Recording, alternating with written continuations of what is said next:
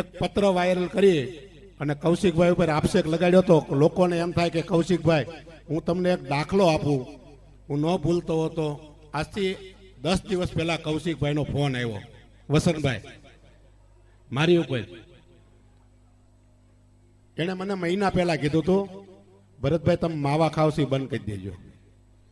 10 દિવસ પહેલા મને ફોન આવ્યો, ભરતભાઈ તમે માવા નથી બંધ કર્યા, હવે જો માવો ખાઈને આવશો તો મારા મોબાઈલમાંથી તમારું નામ ડિલીટ મારી દે. એ આ કૌશિકભાઈ વેકરિયા છે. એ દારૂવાળાને અને રેતીવાળા પાસે જાય. કેવા આક્ષેપ મૂકો છો તમે? અમે 2 દિવસથી આની વાહે પીડ્યા છીએ અને દૂધનું દૂધ અને પાણીનું પાણી કરી નાખ્યું. અને જે હતા એ જેલ હવાલે અટાણે થઈ ગયા અને આજનો દિવસે એની રિમાન્ડ પણ મળી ગઈ છે. એટલે આવા લોકોથી સેજતા રહેજો. આમાં શું છે,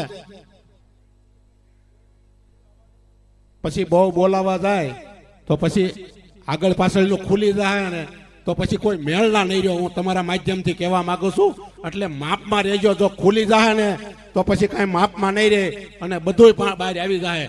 એટલે સારા નેતા હોય, યુવાન નેતા છે, આપણા અમરેલી માટે ઘરેણું છે, એવા નેતાથી તમે દૂર રહેજો. આક્ષેપ કરવા માટે તમે સબૂત